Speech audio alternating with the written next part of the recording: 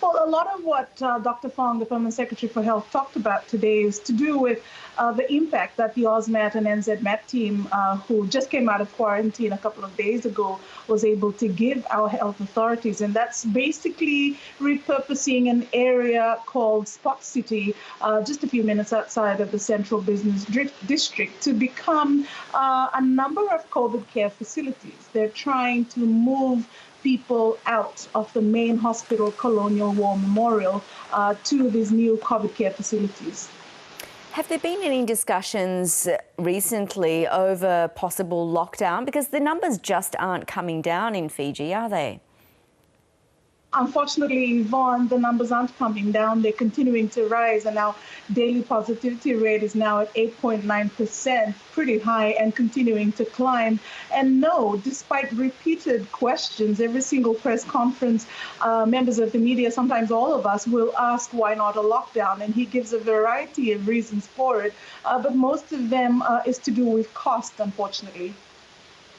Can you tell us a bit more about why there is a reluctance by authorities to impose this lockdown? Well, the reasoning they've given us is that the majority of the cases, or a lot of the risk areas, are in informal settlements where the socio-economic impact of the pandemic, he says, will have the most effect. And they're saying that it would be, they're hinting at a humanitarian crisis, and we're already in the middle of one now, Yvonne. So what they're saying is the people who can't afford it, who can't afford to put food on the table, are the ones who are most affected by the infection at the moment, Yvonne. And Lice, there have been deaths under investigation in recent days. Authorities have been trying to work out whether they're COVID related. Well, what's happening is that we're continuing to report deaths. Yesterday, there were 4 deaths in just a day, and 2 others they were investigating. So what's happening is that every day, people are now beginning to arrive, dead on arrival, at our main Colonial War Memorial Hospital, and then some, dying within hours of getting here. So basically what that is a technicality. They're trying to investigate and to make sure that COVID-19 has been the main cause of death, or at least accelerated death, in the case of those who had prior conditions. And there have been stories too of pregnant women having to give birth on a ship as the hospitals just don't have the capacity. What is the state of the health system at the moment? Well, I think it's safe to say that our health system is struggling to cope. Some may say that it's completely falling apart. And so that particular ship is a government ship that's anchored in the harbour of the capital, Suva. Once the Colonial War Memorial Hospital became infected, or became the site of an outbreak in the beginning of June, they had to shut it down. And so what they've done is distribute critical care into various facilities all around the city. Some of these facilities are medical facilities, but then in the case of the ship, it's meant repurposing the ship so that cesareans can take place on there. Meanwhile, Lice, how is the vaccine rollout going? It's going well as can be given what's happening here.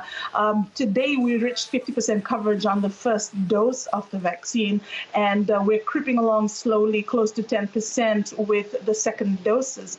And so what's happening, though, is that we're dealing with something quite foreign to us, and that's vaccine reluctancy or conspiracy theories. And so it's meant that the government has had to take a bit of time, spend a bit of resources explaining to people that this is the way forward. But it does look to be a much better effort, or at least yielding better results than the current response to the actual infections. And what other assistance is Fiji getting from Australia and New Zealand?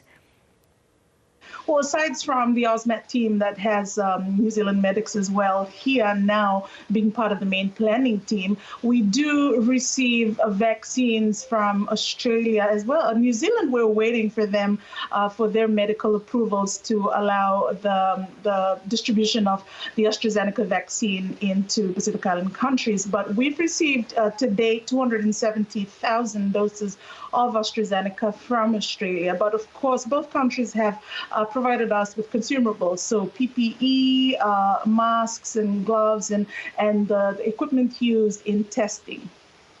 And overall, Lice, would you say Fijians are confident over the government's handling of the pandemic so far?